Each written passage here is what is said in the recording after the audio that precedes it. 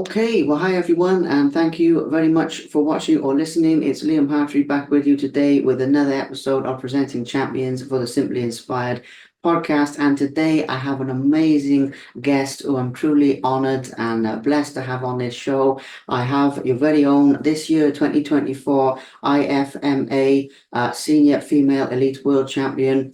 Muay Thai, obviously kickboxing. We're talking today around the world with Mikaela Kolliopoulou. Am I saying that the right way? Oh, good, good, good. And today we're going to be talking about everything, not only Muay Thai, kickboxing, that side of combat sports, but also the mindset that it takes to reach the top in one of the toughest sports in the world. We're going to be talking about a degree of inclusivity for female athletes as well. I think that's going to come up because that's developing a lot in the world at the moment. We're going to have some wider social topics, and most importantly, guys, we're going to have some topics for you, the viewers and listeners, that you can apply and use in your daily lives, whether you are a professional athlete or whether you're doing business, you're doing your education, you're doing something else altogether. Some of these tips that it takes to reach the top, they can be applied in anything. So absolutely honored. And Mikaela, thank you so much for taking time out of your evening to basically to do this today. I really appreciate that, by the way. Thank you so much for having me, for inviting me. It's my pleasure and my honor. So I'm super happy to talk with you and discuss all these important topics. No problem at all. No problem. So, kicking things off, because I know we were having a great chat before we started recording about Greece and Cyprus and Thailand and all of these things. But getting on to topic, I'll come back to Thailand shortly. But kicking things off, obviously you're having an amazing year because this year, I mean, you have reached the top of the mountain. You have become world champion. You have achieved what I've seen described as the Olympiad of Muay Thai kickboxing. It's an amazing achievement and putting Greece on the podium around the world as well, representing your country. So, how does it feel to be at the top of the mountain, to be walking around as a world champion? Well, it's been a month, and I'm still in disbelief. It feels like a dream. Everyone who asks, this is my response. It does feel like a dream. But on the other side, I've been working so hard for it. So it wasn't that distant from my mindset and my point of view. It was achievable. So I just went in and did it. Okay. Well, yeah, I mean, that makes sense with the preparation. And obviously, I know from speaking to so many people that it's many, many years of preparation. We'll come back to that topic now in a moment. But you mentioned there that it's been a month and it's sort of sinking in. It's still not, you still have to pinch yourself and all. Yeah, I do. I mean, you're saying it, and I'm like, whoa, yeah, I'm a world champion. Yeah, amazing feeling, amazing, but obviously well deserved. What I'd like to highlight though is that moment when you're actually there, when you realize you won the fight, when you're in the ring, the actual moment when it happens. I love asking people this question because some people say they can put it into words and they try and describe it. Some people say it's just beyond, the feeling that you get is just beyond words. So it does vary a little bit, but in your own words, when you realize that in that actual moment that it happened, what goes through your mind in a moment like that? Well, to be honest, this fight, the final fight, is the only fight that I remember, all of it. From the first second to the last, I remember the fight. I'm playing it in my head again and again, and I still remember it. So, the first step to realizing that I won was when I got the first round. So, just to let everyone know, in case they don't know it, in IFMA, if you get two out of the three rounds, you're a winner and you don't get knocked out in the third round. So the moment I got the first round, it was a very close game. My opponent is very good and very experienced. I have so much respect for her, and I've been watching her for many years and admiring her. So it was at first my dream to compete with her, and then win was coming second for sure. So the first step was at the end of the first round that I was like I remember telling my coach, we got it, we got the first round, just one more round. So then after the second round, I wasn't sure whether I got it or not because it was very, very, very close. And then I saw that the judges, three of them gave it to me, and two of them gave it to the other girl. So I got the second round as well. And then, to me, this is when I realized that I can do it, that I won. To me, I won before the bell. I don't know, but it was the confidence in me told me that there is no way you're getting knocked out. You all you have to do is survive for 3 minutes. That's all you need to do. So during the third round, I was just enjoying it. I let loose. I was dancing in the ring. I was enjoying it. I remember, avoiding punches and kicks, but I was not counter striking back. Nothing. I was just chilling, enjoying it. I was smiling. I was looking at my friends. I remember in the crowd that I spotted them, and I winked. I was in it for sure. So then when it finally, the final bell rang, I remember that I screamed. I was screaming like my lungs were like open. I was shouting, and then I just told myself, "You did it. You're the winner." Excitement is an understatement. Wow, what an amazing description. I love that. I mean, I really felt like I was there for a moment as you were describing. Yeah. That and that is incredible. Now, obviously, actually, one other thing. Did you celebrate after the fight? What did you do to celebrate winning I something was that eating desserts all night long. Ice cream and Greek traditional food. I was eating. That's my kind of celebration after 2 or 3 months of strict diet and training and missing out on everything. All I wanted to do was chill with my friends and eat ice cream. That was my paradise. ice cream? Wonderful. I love it. Well deserved, very well deserved, absolutely. And incredible. And the other thing to mention as a sort of topic around this, and then we'll go back in time in a moment to your upbringing and everything. But putting Greece on the map in this way, winning something as big, making history. I've been seeing all of these articles popping up about your win in Greek, and I've been using Google Translate to read about, what's been going on and everything. And it's incredible because the outpouring of love and support and respect and all of these things that you've had from lots of people, but particularly from obviously from Greek people. What does that mean to you personally when you look at it and when you're taking it in, if that makes sense? It's huge. It really is. And the most important thing in my head, I remember that when I was discussing with my coach before the finals that I want to do it, that I want the gold, was the importance of the national anthem being, heard all over the world. And it's the first time that this is happening for Greece because it's the first Greek gold medal in the elite category. There have been some gold medals in the under 23 in the junior categories, but this is the first one in the elite. And only in the elite categories you hear the national anthems. So it really was the first time that this had happened. And it was even more surreal the fact that it was in Greece. It was the first time Greece got the World Championships and we brought the gold. So in my eyes, this makes it even greater. And this is how everyone sees it, and that's why the support is coming. And I'm so glad that this is happening, and I'm very, very grateful. And I really want to do it again to make everyone proud and happy. Absolutely, yeah. I'm sure you will, and we'll talk about the future later on as well, of course. But I can really feel with this one the depth of emotion, how much that means to you. I can feel that from you, and Yes. it's very powerful feeling. On that note of obviously representing your country, I'd like to actually go back to your beginnings for a moment. And the reason I like to do this, especially for other athletes out there who are starting out and things like this, obviously now they see you as the world champion because being in your position, you're a role model for a lot of people. But you will have started from scratch, as they say, from the beginning, like everybody else.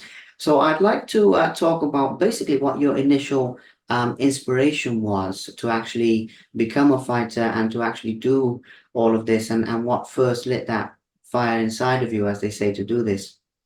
To be honest, my background and my story is very different to most of the world champions out there because I didn't start since I was young. I'm 30 right now, and I started Muay Thai 4 years ago. When I was younger, I was a national champion in track and field. I was doing sprinting. So this is what I've been doing since I was 4 years old. From my 4 year old till 18, I was doing track and field. And then after that, I realized that I didn't want to do it no more because the pressure, and I felt that this circle has closed. So later, when I went to the UK, as we said before, to study, I was looking for something to do that would help me with my cardio, and because I am a powerful person, I wanted to release the power I had in me. So I found the kickboxing team from my uni, which wasn't something professional. It was purely amateur, but the guys there have been very, very nice and welcoming with me. So I started there, and I can tell you that it's not a lie. I promise. The first time I wore the gloves and I punched, I had goosebumps. I don't know how to explain this because I had nothing to do with the sport, nothing. And I felt this power in me, like I found what I'm destined to do. It's crazy, but it is exactly what happened. And I remember that after my graduation, I went back to Greece. And before looking for a job, I was looking for a gym. It was my number one priority to find a place to do kickboxing. And after that, I was looking for a job. It was crazy. So this is the my background. I started 5 years ago, and I started in a family gym where most people were not competing. They were just doing it for the fitness. And one day, that after my first win in a national tournament, I realized that I want to do this properly because I went in and I won and I beat a person who had 35 fights and it was my first fight. And I was like, dude, you have to do this. You have to do this properly. And after that, I found a professional gym and I'm with my coach since then. His name is Nasos Argyropoulos, and he has uh, a huge story, a huge background in Muay Thai, in Greek Muay Thai. He was a fighter back when in his old days, as I'm saying, and now he's a coach. And he had many, many, many great athletes, and he has traveled a lot with these people and competed in many numerous competitions. And he's the one to trust. I have put my trust in it, and look at me now. Oh, wonderful. That's a wonderful story. I mean, I was very curious to find out about it because I've obviously seen your achievements and I've seen your progress and everything, but I wasn't sure about where this all started, even though I like to do a bit of research. So the track and field, that makes a lot of sense, and that's very cool. I'm 30, and I promise this is not a lie. You look younger. So I mean, I promise I'm not just saying it. I was sitting and I was thinking, oh, I wonder how long she's been doing this, because you can find the records, you can see fights, and there's some on YouTube, and they go back a little way, and there's this thing. But I wasn't sure how old you were, so I was thinking, oh, she's 21 or something. I was thinking, Oh, I wish wow, so. yeah. Well, I mean, obviously you're confident, so that's got the maturity, but you look younger, so it's but anyway, age is just a number, so it doesn't matter. But when you said 30, I was honestly surprised. I mean it. I'm not just saying. Anyway, off of this topic. But yeah, in terms of those achievements, now something else I want to get into here. Obviously in the UK, combat sports and everything is very big. In Greece, you've got some great fighters. I've interviewed a few people from there. But in terms of for women, and I don't mean any disrespect with this because I'm learning, obviously being a cyclist, I'm learning about the Greek culture and everything. There's more conservative sort of feeling, I would say, than the UK. I mean, it has pros and cons, I would say with that. But were people very accepting of you competing as a woman in that sort of environment? Was there a big talent pool of other women for you to spar with and everything like that? No, not really. But I don't know how this works in other countries because in Thailand, that I'm right now as well, the gym is full of men. Mm. They're like 30 men and 4 women. So I'm not sure whether this happens in every single country.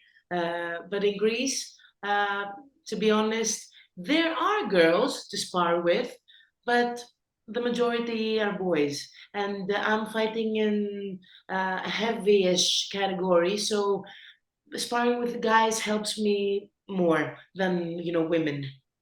Yeah. I thought that might come into it, like I say, I mean it's not a negative thing. The reason I ask that, I only ask about positive things, is I think it's cool because obviously then you've succeeded with less of some of those resources, to be honest, from the way I'm looking at it. A lot of countries, it depends where you go. I mean in the UK there's I would say more women fighting than probably a lot of other countries, and the US. It's not it's Maybe getting I need to go back then. it's getting bigger. It's definitely getting bigger. I mean, even in the years I've been around, journalism and interviews, and I also do the photography for fights and things as well. Even in like I don't know, 10 years or so it's gotten more and more. Even with like female boxing and things like this, there's a lot more. How it should be. Yeah, growth. Absolutely, You there have should. so many things to offer in this sport. 100%, I agree. And that's why I was curious to get the feeling from different countries, and it's interesting for people. And it's interesting to encourage other women to get involved as well. And maybe if they're Yeah, listening, sure, sure. And I um, consider myself lucky because my two main training partners, the one is the K1 World Champion from 2023, and the other one, she's a bronze medalist on IFMAs and gold medalist back in 2021. So I'm very lucky because my two main training partners are beasts. oh, that's amazing. Well, to be the best, you have to train with the best. You have to fight the best. You True. know, iron sharpens iron, and all of these phrases that go around. It's true. Good, very good. Okay, so that's the sparring side of things. That's the Greek culture. Now, I'd like to touch on something here that people don't see from the outside looking in. It's like a behind the scenes thing, and that is the mindset, as mentioned at the beginning. Because to do what you do, you don't just have to be strong like this. You have to be very strong in your mind, in your heart, have strong belief in yourself, and so forth. Obviously, that grows over time. So I can imagine it's different now than when you started. Exactly. This is so true, But 100%. yeah, but with that process, I mean, I'd like to basically get into how you're preparing for fights mentally as well as physically, and get into some of that Yeah, aspect of the preparation, please. yeah, sure. The thing is that in my place where I am now, I don't have so many fights, and since I'm fighting in the elite category and with elder women, not the young girls, I mean 17 or 18, all of them have so much experience that I will never reach ever, ever, and I know it because I mean, for how many years will I still be doing it? I will never reach these numbers, and I know it. So from the beginning, I knew that I would never have to think about that because this would stop me. If every time that I stepped in the ring, I was considering, oh, how many fights does she have, and is she experienced, and how is she doing it? I never look at the opponent because if you do that, you're screwed. You will never succeed, feel the success and reach the goal ever. So mental preparation, I mean, for me is key because if you don't have confidence when you enter the ring, I don't think that you can survive. It's like two lions looking at each other, wondering who's gonna do, the move. You have to be the lion in order to survive. So I believe that this tournament built me differently because I knew from the beginning that I had to, if I went to the finals or if the draw was set like this, I would face the Russian girl at one point, either at the semifinals or the finals. And I knew that to do this, I had to be at my best, Self-confidence wise, I have to be superior because she has 200 fights, 202 fights, 200 wins, 2 losses. That was her record. So imagine having to step in the ring with that. And I was thinking about it day after day after day. And when I finally realized that it's not about her, but it's about me, and my main opponent is myself, then everything unlocked. It's like the switch turned, and I went in and focused on what I will do, not her. So I believe that in every case, in my opinion, this happens every time. When two people are fighting, I believe that the one who will win is the one who will not adapt to the other's game. If you adapt to the other's game, you will not do your thing, and in there you have to do your thing in order to win. Absolutely. I love that. I love that. I mean, like I said at the beginning, the life lesson aspect of this, it's a big part of why I do these is to give people that sort of motivation. And, one of the things I've observed just from doing so many of these interviews is the people who are focused more sort of inwardly like that in terms of getting better. And there's an element of competing with yourself, and there's an element of the journey. I find that they're for some reason they're happier with what they've achieved than what you were saying earlier. The people who are worried about, and it's a strange thing because obviously it's competitive. But like what you said, when you won the world title, you got through the rounds, and the last one you were enjoying it and everything like this. I find more of that because yes, you want to win and yes, you want to do well, but then if you're not enjoying certain aspects of it, you have to look, is it worth doing as well? So I think it's a very good weirdly a very good life lesson for people. As I said at the beginning, whether they're athletes or whether they're doing something else, it's and even what you said earlier about the track and field and there being too much pressure with that, and then it's sort of taking the joy out of it. I can see how that relates to what you're saying It now. does. It Yeah. does. Do you know what? To me, confidence is built with training. Whenever I'm training as I have to be, and I'm not getting injured, and everything is where it needs to be, I'm super confident. This is why I'm telling you that I'm always facing myself, my better or my worse, version. I'm saying this because when I'm training, I feel like nobody can beat me because I'm doing what I have to do in the best possible way. Like, what can go wrong? This is what I'm telling myself. You have been training, you've been taking care of your diet, you've been sleeping well, you've been getting the rest you need. Um, you do everything as you have to do it. Why lose? Absolutely. I love it. Yeah, I mean the preparation, but it's great. It's great lessons, and some of these philosophical things is like I say, it's part of my interest in this and the interest in the mind as well. And it's just a really cool topic, and it's something I think a lot of people overlook because people, especially for fans as well, people watch the fights, but they don't always see like what people are going through. I've been in a lot of like the dressing rooms and things before fights, and you see people getting ready, and you look at that, and I think, man, that could break the strongest person, if you don't know how to handle it that time like just before. And obviously it gets better with experience, but I've got so much respect for it anyway. So that's for the rambling there. So I don't forget about it. I wanted to ask you this as well. When you mentioned there about this one lady who had like 200 fights or something, you said just now, that 400 finals. yeah, with the toughest fights. But to give this the context, when I'm saying toughest fights, obviously it can be in the ring.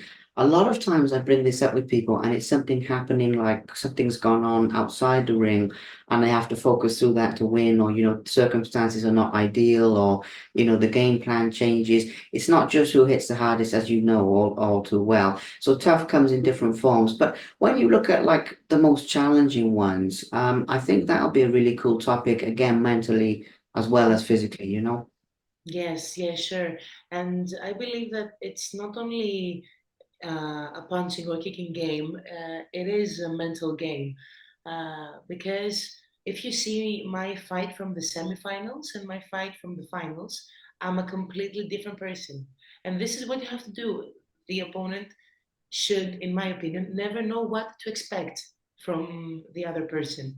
And I believe that the most difficult opponent is the one who you can never guess what's their next move. So I remember that in the semifinals, I was fighting with a girl from Lebanon, and their country is known for very strong opponents and athletes built differently. Like they have the power and they have the strength to get in there. So I knew that I would need to fight with my full body, full power, everything. At the finals, it was like a chess game, as I said. We were super smart, let's say, the both of us, and we're waiting for the other person to do the wrong move. So it really was like a chess game. And I called checkmate. Someone Yes, had you to do it. yes, you did. Checkmates, absolutely. Yeah. I mean, the mental aspect just fascinates me just from being around it because a lot of times you can see it like weigh-ins and things like that. You know, when you have face-offs and things, you can often tell with a good degree of accuracy, in my opinion, who's going to win that because you can feel. And it sounds sort of cheesy in a way, but you can feel the will, but you can tell, you can feel the confidence, you can feel the preparation, you can tell Yeah, yeah. not always just physically, and it's interesting. Anyway, coming back just to a few other topics. Now, your training, you mentioned earlier about sparring with the beasts, K1 champion, and the other lady's done amazing things and sparring with the guys as well. Can you share with us a little bit about some other aspects of your training? Nothing that any opponents can pick up on and you, but Don't just worry, I'm not doing something crazy. I'm just doing my strength and conditioning twice a week, as I have to be with my trainer, Yorgos Bouyoukos, at his gym, Donkey Studio. And he has been very helpful to me, because he built different, kind of strength in me. He helped me both mentally and physically, and I needed it.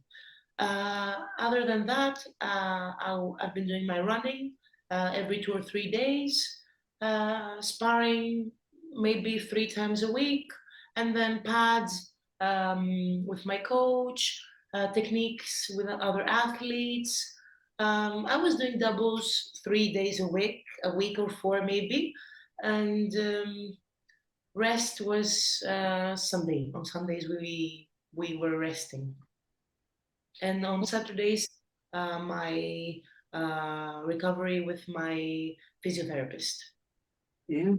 Okay. So that's the breakdown. I mean, again, it's interesting because other fighters will know, but the fans don't always know. Obviously, I know they see some of your posts about these things, but it breaks it down and the discipline it takes as well to reach the top. Very important not to be overlooked. As we move into the last few things, with this, I'd like to touch on obviously the global aspect. What I mean by that is obviously now you're in Thailand and training over there with some of the best people, but also, places that this sport has taken you for training or for competing or for anything that you never would have gone there if it wasn't for competing or training or if you weren't doing this, if you get what I mean with that one. I think that's a very cool topic for people just starting out with this because as well as the recognition and achieving your goals, getting to see all sorts of like crazy cool places is another bonus of the job, isn't it, really? I It think. really is. Traveling is so cool when you do what you love during, your exploring and everything. This is so cool because you can combine uh, leisure with work. To me, fighting is work. When I enter the ring, it's like I'm at the office now. So please don't bother. So yeah, and now I'm in Thailand, as you said. It's my fourth time here, but it's my first time in Hua Hin, and I really love it. I've been to Bangkok for fighting. I've been to Erang and Krabi. Um, where else? I've been in Phuket. I've been in many places, and it was super cool exploring everything. And I think that the next one now is Koh Samui. because there's a gym there that I would really love to train and fight in August. So this is the next goal. Oh, amazing, amazing. Just a little something I like to ask because I'm trying to think of things that most people overlook and they don't sort of touch on those topics. That's cool. So as I mentioned, last couple of things. I mean, obviously, talking about your future plans and what you want to do next is probably quite a big topic, but a very important one. You said earlier that you want to repeat the process and win the world title again. I heard that. But in terms of other goals and other things, I don't mind how far ahead you want to go in time, but just the things that you're dreaming of from this point forward and the work you're doing to make those happen would be awesome to touch on that. To be honest, I would love to compete in the biggest rings around the world, but this doesn't only require my effort, but organizations need to change some of their rules because for women at the moment, the only categories that you can see in professional tournaments like One Championship or Glory Kickboxing or other big or organizations, you only see like 48, 52, 55 kg. So there need to be more divisions for women in order for us to have bigger dreams and goals to chase. And not only amateur tournaments, which can be huge as well, like IFMA, the athletes that you meet there, you would never dream of. The names that compete in IFMA are huge. Also, for every athlete, I think that um, the Olympic Games are the biggest dream. Well, now Muay Thai is one of the sports that will be in 2028. So if we can do it, I would love. It would be my honor to represent my country in the Olympic Games as well. But until then, because we speak for 4 years later, um, there need to be some to happen some changes to happen in order for us uh, to have more dreams according to fights. Absolutely, yeah. That's a very good answer because I have considered that. I mean, what you're saying there with the Olympics and some of those things, there's definitely room for expansion. And obviously for more women to get involved, those things do need to change. At the same time, because you've achieved so much so soon, as we said, with 5 years and everything, do you feel that you've inspired other women to get involved in this sport or maybe other contact sports in general? Hope so. I hope so. I mean, this will be the goal because women, as I said before, have so many things to offer in this sport. You will see in most of the cards there are three female fights and 7 or 8 male fights, but those three female fights will be top class, which means that the women are out there. We are strong and we have so many things to offer. And if I can do it, why someone else can't? I mean, if you have the dedication, the motivation, if you really believe in yourself and you're willing to work, but work really hard, then I believe that with a bit of luck, you can do everything. I believe so as well. And I believe that you represent that when you're winning these fights and obviously the world title, you're not just winning for you, you're winning for um, other women, but it's not only You women know in what? con. I'm so sorry to interrupt, but I would like to say that I win for me, I win for the people that believe in me, for other women, and I win for all those people that really don't believe that I can do it. Because trust me, there are so many people out there who would say that, oh, she's only fighting for 4 or 5 years. She's 30 years old. How would she ever do it? Trust me, there are so many people who didn't want to see me win, and winning uh, was like my revenge, let's say. It was a cold dish, but they really had to eat it.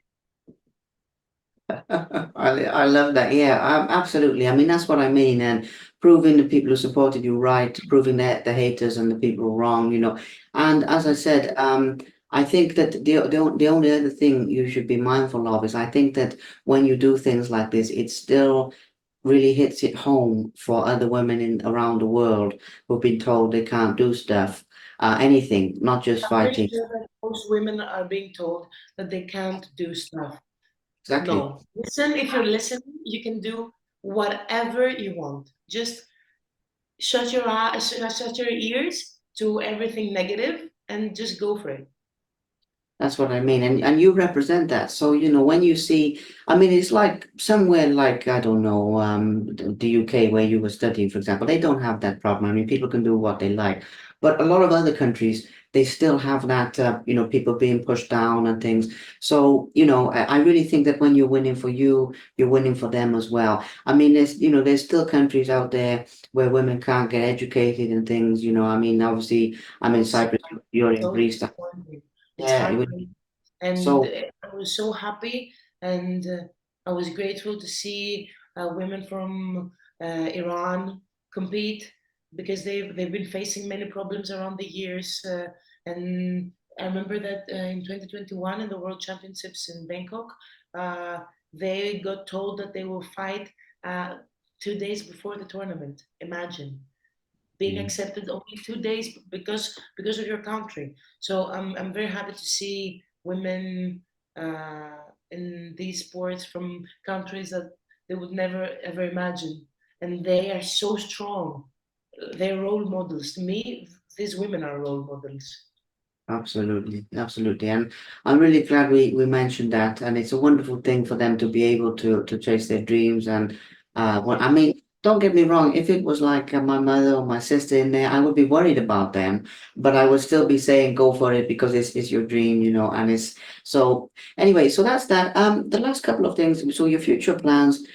In the future, do you have any plan to train or pass on your knowledge to other people from the beginning, maybe? I'm already a trainer because in Greece, unfortunately, you have to work and practice at the same time. You don't have sponsors so that you can avoid working and only focus on your training. So, but this is not something that I dislike. I think that I would choose to work whether I had a sponsor or not because I really love what I'm doing. And I have my students, I have my own people that I'm educating at the moment. And trust me, there are some talents in them, and I really can't wait to see what they can bring in the future. Amazing. I thought, yeah, I hoped that you either would train or you are training, but you're already doing it. So that's amazing, passing on your knowledge. My last question for you is, you've mentioned a number of people during this talk who've helped you and supported you with your coaches and your training partners and different things. Have we missed anyone like that? Is there anyone else you'd like to thank and give a mention to just before we wrap things up, who's helped you or contributed to you in any way? Especially the people maybe they're not seen as much in public, maybe they're helping you behind the scenes or anything, anyone at all, really, anyone who we've missed or My, we my covered. friends, my friends, they all know who they are. I love you guys. They've been so supportive and amazing with me. My family, my parents accepted this shift. What I mean by saying shift, when I went to the UK, as we said before, I went for my master's degree in education. So to tell them that, listen, I'm done with that. I want to be a professional athlete at the age of 25. Every parent would have been worried. Not my parents. They were like, Mika, we trust you. You can do whatever you want. Just go for it and reach the top. So my parents have been a huge help in my journey so far. My training partners, my coach, my gym, everyone who puts effort in me, my nutritionist, NutriLab, who has been helping me with the diet and weight cut, which is the worst part for every athlete, in my opinion at least. And with whoever I've been discussing this topic, what they say that is the worst is weight cut. It's the worst. It's mentally draining and physically as well. So yeah, my people. Oh, good, good. I love to give them a mention, usually at this point at the closing out, because there's a lot of people doing good work and the coaches and everyone who's working with you, they're doing good work, but they're recognized for it. But as I mentioned, like that with your parents, people don't see those things. I mean, I've seen it sometimes when you're ringside and you know, somebody's in there and you can have somebody's a wife or husband or mother or father and they're watching, sometimes they're crying and things, you know, because of Yeah. punches. But you know, people don't think of all of these things. People see like the fighter as a tough person who fights, but there's so much more things, there's so much more humanity involved, It which takes is why a whole village to raise a good fighter, in my opinion. yes it does. Yes, it does. So that's why I try and give a mention to some of those things. Anyway, we've talked about some great topics. You know, when I contacted you, I had this in mind of like some life lessons and some fun stories from the fights, and that's it. And we've covered both of those and more. So really really happy with that and you know it's fun, it's entertaining, but there's also some things people can learn from this. So thank you so much for your time, thank you for being an open book and sharing this, and I hope everything goes really well for you in Thailand, and the new So much. places that you mentioned as well. I will send you this when I release it. Only thing I would say, can you share it as well, please, Of when I course, release it? That'd be of course I wonderful. will. I'll promote it my side. And you know, who knows? When you've won more world titles, we can do another one, and we'll do an update. You will see more of me in the future, I promise. Absolutely, and I'll be cheering for you in those future fights as well. Thank you. 100%, 110%. Thank you But so much. anyway, Thank you. enjoy your evening. Have a good rest, and we'll speak soon, and we'll go from there. But thank you again. Thank you You very much. have a good night. Thank you. Well, bye bye. Take care. Bye.